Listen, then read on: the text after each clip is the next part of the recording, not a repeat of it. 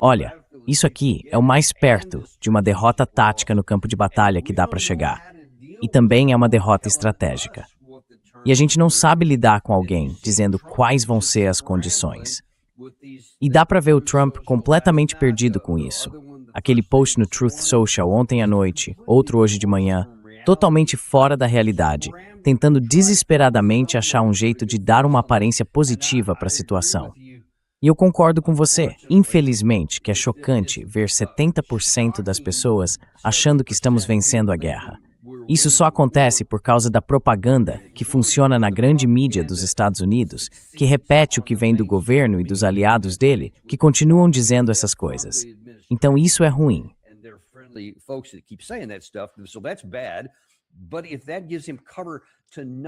Mas se isso der a ele uma desculpa para não piorar essa perda e não fazer uma besteira, tipo transformar tudo de novo numa guerra quente, porque eu sei com certeza que tem gente no ouvido dele gritando para ele fazer exatamente isso.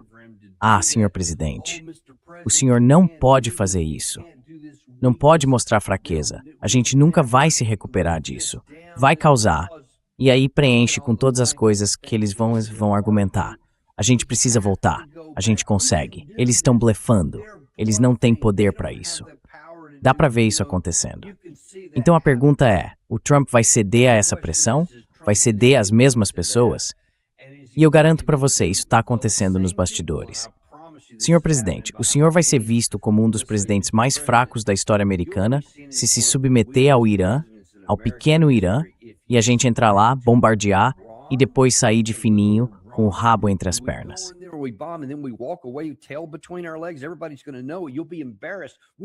Todo mundo vai saber. Vai ser uma vergonha. A gente não vai conseguir fazer negócios em lugar nenhum. Vai dar ruim. Vão dizer isso. E ele pode reagir tipo, droga. Sabe, ele vive dessa imagem de vencedor, de rei, de Deus no comando, o cara que todo mundo ama e elogia. E ele não consegue abrir mão disso.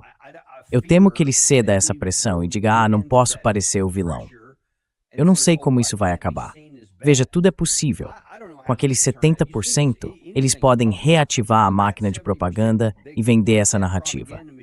Então eu espero que tentem isso, porque a alternativa é péssima para a região, para a Ásia, para a Europa e, claro, para os Estados Unidos. Por isso eu espero que a gente siga por esse caminho.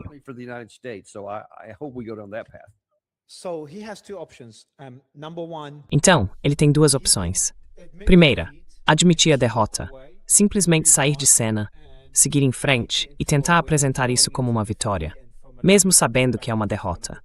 Do ponto de vista do legado, isso vai parecer péssimo, mas isso não combina com a personalidade dele. E é aí que está o problema, como você disse. A outra opção é transformar isso numa vitória de verdade. Algo que até pessoas fora do público americano médio, aqueles 74% dos americanos que já acham que é uma vitória, possam ver como um ganho real. E ele tem um caminho para isso.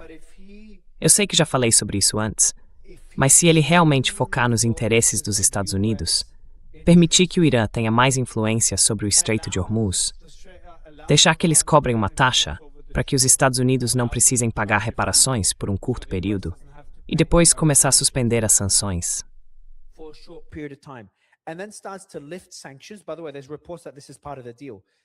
Aliás, há relatos de que isso faz parte do acordo. Essas informações estão dentro das negociações neste momento. Segundo a Axios e a Reuters, as conversas entre os Estados Unidos e o Irã estão perto de um acordo, de uma página para encerrar a guerra. Um rascunho do acordo incluiria uma pausa nos combates, o congelamento do enriquecimento nuclear do Irã sob inspeções mais rigorosas, o alívio de algumas sanções americanas e a reabertura do Estreito de Hormuz, com mediação do Paquistão. Então, se ele realmente aliviar as sanções, isso é uma vitória para o Irã, obviamente, e também para os Estados Unidos, que voltariam a fazer negócios com o Irã. Talvez não seja ótimo para o Golfo, onde eu moro, mas o resto do mundo não se importa tanto, desde que o Irã congele o programa nuclear. O maior perdedor nessa história é Israel, e se ele aceitar esse acordo, de certa forma, atende aos interesses de todos. Mas, e Israel?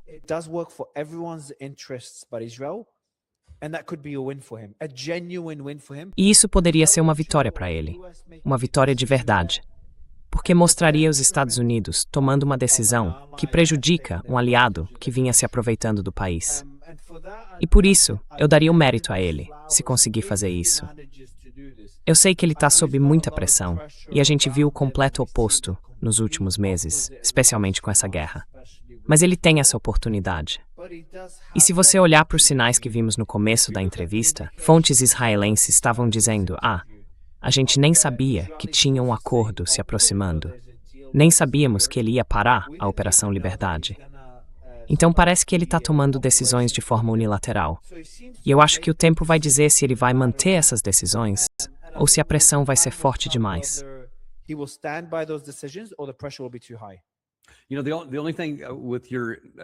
Olha, a única parte da sua análise com a qual eu discordo é quando você disse que isso seria ruim para Israel.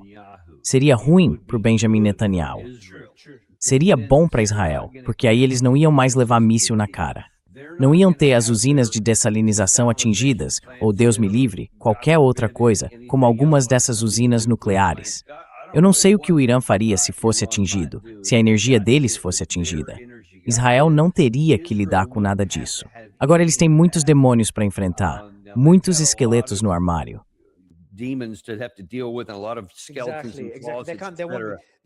Mas eles não vão ter a mesma impunidade fazendo o que estão fazendo na Síria, no Líbano e na Palestina. É aí que estão os limites.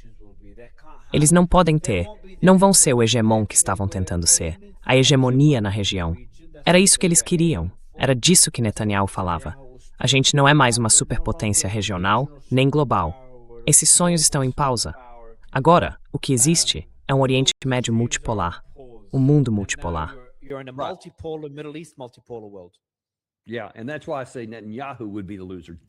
E é por isso que eu digo que o Netanyahu seria o perdedor, com certeza o perdedor. E é isso que precisa acontecer. Eu apoio totalmente porque ele levou tanta gente à morte e à destruição e bagunçou toda a região por causa da própria ambição. Então, tudo bem para mim se isso acontecer, porque vai ser bom para o país de Israel, para o povo, já que muitos deles também tiveram que pagar o preço pelos erros dele. É isso. Enfim, tirando isso, tanto faz. Vamos encerrar logo e ver o tamanho do estrago, porque já foi feito muito dano. Vamos trabalhar nos destroços e consertar o que der. Só não piorem ainda mais a situação.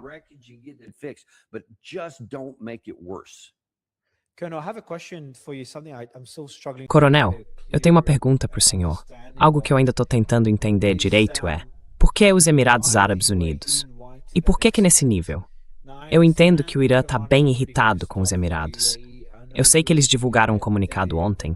Primeiro, negaram que tivessem atacado os Emirados, mas, sinceramente, eu acho que atacaram sim. Depois, criticaram os Emirados por estarem se aproximando de Israel, por terem interesses dos Estados Unidos e de Israel aqui e por permitirem que eles fortaleçam suas forças militares na região. A gente sabe que tem uma base americana, mas eu acho que eles estão falando mesmo é do reforço israelense, com o domo de ferro e tudo mais.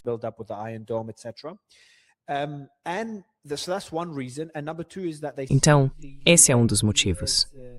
E o segundo é que eles veem os Emirados Árabes Unidos como a melhor forma de se vingar dos Estados Unidos, sem precisar atacar diretamente os Estados Unidos e forçar uma escalada.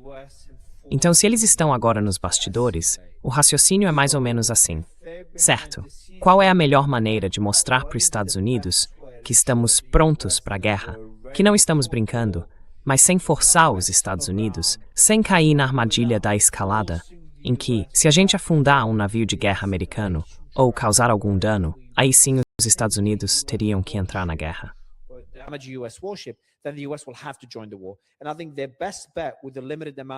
E eu acho que para eles, a melhor opção, com o menor risco de consequências negativas, seria não atacar o Golfo. Até porque muitos países do Golfo estão conversando com o Irã, tentando melhorar as relações com o Irã. O que eles fizeram foi atacar o que consideram a parte mais agressiva do Golfo, que são a Arábia Saudita e os Emirados Árabes Unidos, e claramente escolheram os Emirados. Pelo que entendo, foi isso. Mas eu fiquei bem surpreso. Não sei, talvez. Não sei se você também se surpreendeu com a dimensão do ataque. A Operação Liberdade tinha acabado de começar. Eles não atacaram só alguns navios. Foram cerca de 5 embarcações, a maioria de propriedade dos Emirados ou em portos dos Emirados. E atacaram Fujairah, o que para mim foi provavelmente a maior surpresa.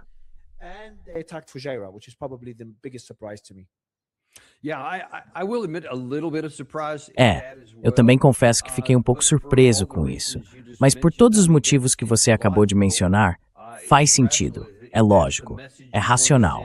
Se essa é a mensagem que querem passar, é com certeza uma forma melhor de fazer isso do que ir diretamente contra os Estados Unidos. E eu acho que é um passo menor também atacar a Arábia Saudita, por várias razões políticas e pela forma como as relações são vistas nos Estados Unidos. Muita gente lá vive falando da Arábia Saudita, disso e daquilo, enfim. Mas quase não se fala tanto sobre os Emirados Árabes Unidos.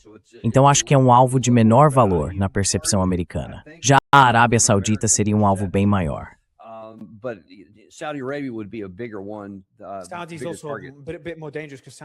A Arábia Saudita também é um pouco mais perigosa, porque pode responder militarmente. Os Emirados Árabes também podem, mas a Arábia Saudita tem, pelo que eu entendo, um exército muito maior que o dos Emirados. Então isso seria um risco maior para Irã se tentasse envolver os sauditas. Eu acho que o Irã entende os Emirados.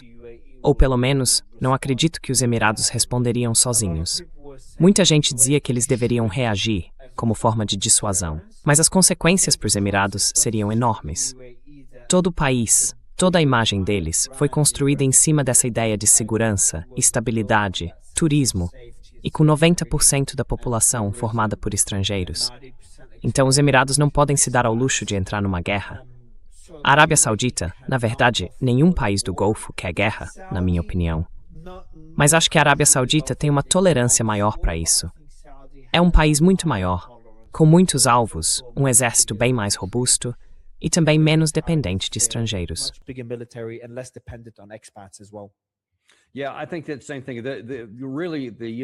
Eu penso a mesma coisa. Na verdade, os Emirados Árabes estavam meio de mãos atadas, porque tenho certeza de que eles ficaram muito irritados e muita gente queria reagir.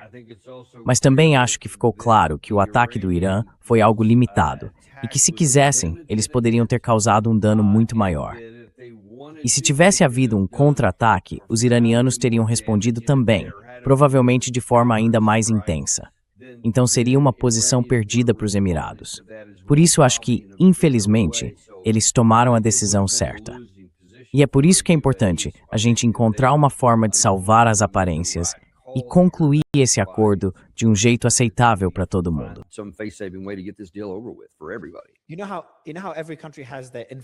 Sabe como todo país tem seus próprios grupos de influência? Tipo, aquele América em primeiro lugar, o MAGA, que é não importa o que os Estados Unidos façam, a gente apoia. Ou Irã em primeiro lugar, Irã acima de tudo, regime islâmico acima de tudo, e qualquer coisa que o regime islâmico faça, eles apoiam. E claro, os Emirados Árabes também têm seus apoiadores. Eu lembro de ter visto todos aqueles tweets. Alguém me mandou várias capturas de tela. Não sei se você chegou a ver. Coisas do tipo, o Irã vai pagar. O Irã vai ter um dia terrível hoje. O 28 de fevereiro do Irã é hoje. O Irã não será o mesmo esta noite. Então eram todos esses tweets, basicamente de influenciadores, dando a entender que ou os Emirados iam destruir o Irã, ou que os Estados Unidos e Israel iam atacar o Irã. Todo mundo estava com essa impressão, especialmente nos Emirados. Tipo, caramba, o Irã vai ser destruído, eles passaram dos limites. Eu só fico imaginando como eles se sentem agora, depois de tudo isso. E o Trump nem sequer menciona os Emirados. Eu realmente sinto pena do país, claro. Mas do ponto de vista dos influenciadores, eles devem estar.